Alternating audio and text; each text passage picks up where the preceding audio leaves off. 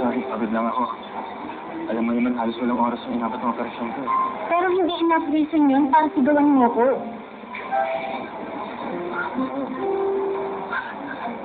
I'm sorry. Hindi kita sinigawan. Dr. Nera, kasi po, mabuti po saan ko kayo dito. Kanina pa po tayo nihintay ni Mr. Carmen.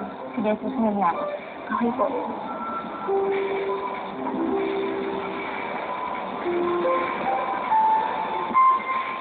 Ano ba? Excuse me. Meron bang problema? Hindi. There's no problem. Ano ba work na? Wala nang problema. Okay. Buti, dumating ka. Tapos yung babae ko, ang kulit eh. May papaturo ba naman yung Moy? Hindi ako marunong eh. Nangyayasi lang yung alam ko. Nawang aso? Pwede na rin.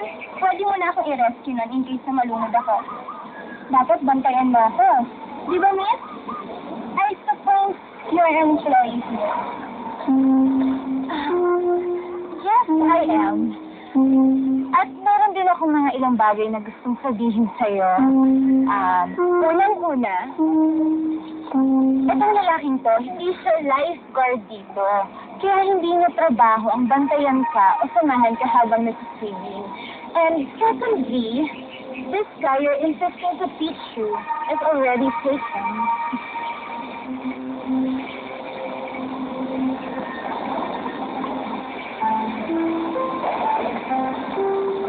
What was she talking about?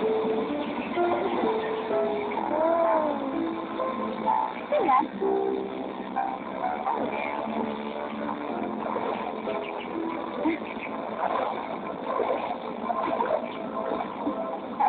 Ano? Makita ka mo ni Carlo yung video ni Hila, tsaka ni Oo. Nakita ni Carlo yung video. Ingas ka naman eh. Bakit ang ninilang mo nakasabang mo yung laptop mo? Ikaw pa yung ipabili. Bilisan na magpagkakalat yung ko sa video. Tapos sa laptop mo na makikita ni Carlo. Hindi ko nila nakatuwang-wang. Paano nakita ni Carlo yung video? Nakita mo ba na kinakalikot ni IC? Kaya baka si IC yung nag-iwan na nakatuwang-wang. What?